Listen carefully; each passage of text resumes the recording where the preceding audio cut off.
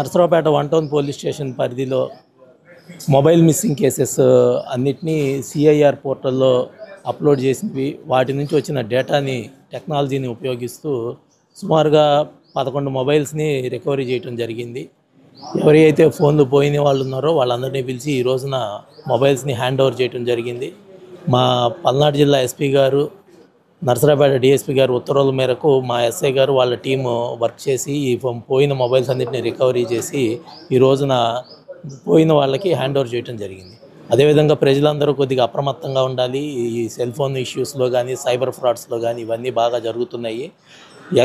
అన్ని తెలియని నెంబర్ నుంచి కానీ వేటి నుంచి అయినా కాల్స్ వచ్చినా వచ్చినా కానీ వాటిని ఆన్సర్ చేయకూడదు. లింక్స్ వచ్చినా కానీ వాటిని ఓపెన్ చేయకూడదు.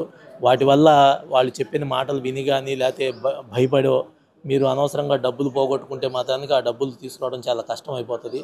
దయచేసి ప్రజలందరూ అప్రమత్తంగా ఉండాలని చెప్పేసి మా పోలీసు వారి విజ్ఞప్తి.